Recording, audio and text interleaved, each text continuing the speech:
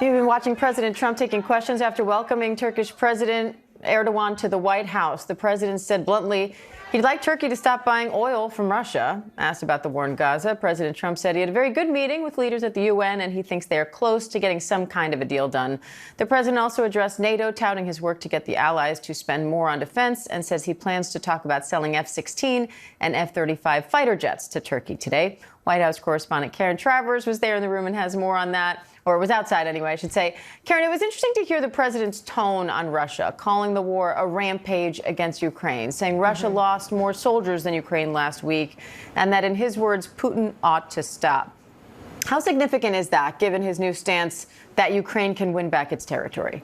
Yeah, I mean, we heard the president talking after those comments the other day about Ukraine being able to win back its territory, being able to win the war. This is the first time the president has expanded on that. And it was notable, Diane, to hear the president say he wasn't going to call anybody a paper tiger, when that's exactly what he called Russia on Tuesday, when he started describing how Ukraine has that ability to take back the territory it has lost that Russia now occupies in Ukraine. But the president said that Russia in the last 2 weeks has gained virtually no land. They're spending millions and millions of dollars on bombs and ammunition and continue to lose lives. And he says they don't have anything to show for it. And thus, in his view, the war is potentially not winnable for Russia at this point. So significant in such a shift from what the president was saying back in August, when he was talking about land swaps, and that in order to reach a peace agreement, Ukraine was going to have to concede territory to Vladimir Putin. But now he seems to be indicating that it's Putin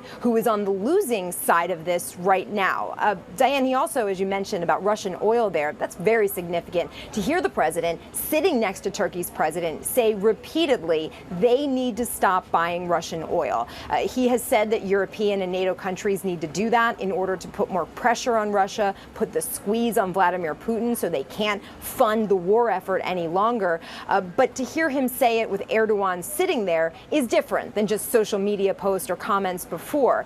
We saw the president put very high tariffs on India, and the reason he did that, he said, is because they purchase Russian oil. He did not say he was going to do anything similar today to Turkey. In fact, he talked repeatedly about the trade relationship between the United States and Turkey and the military relationship, with Turkey buying F-16s and wanting to purchase F-35 military jets. But clearly the president was trying to send that message there that this is what he wants to see Erdogan do, and cut off those purchases of Russian oil and gas. And Karen, what more can you tell us about the meetings President Trump had at the UN and the next steps on Gaza?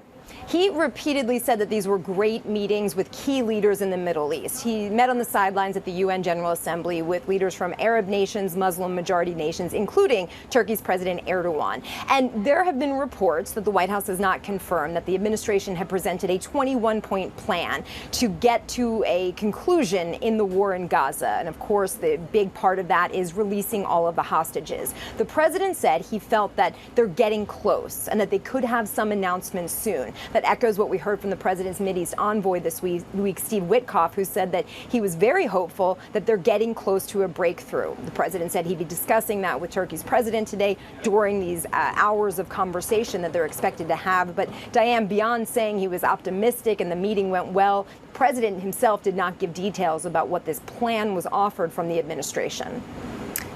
Karen, the FBI, we're also taking a look at more updates from the FBI. We'll get to that in a second. But Karen, what are you watching for from this meeting? Are there big deliverables the president wants to walk away with? He said that there could be something to announce later on the purchases from by Turkey of the United States when it comes to those fighter jets. We'll see if there's any announcement on that. I'm eager to see what the Turkish side puts out, if anything, in terms of a readout on that pressure on Russian oil. We did not see a question to President Erdogan about that from any of the Turkish press responding to what the president was saying. So it will be notable to see if there's any indication of any new direction, any budging from Turkey on that. Obviously, it's not something you do overnight, but how they respond to that public pressure from the president. All right, Karen Travers for us at the White House. Karen, thank you.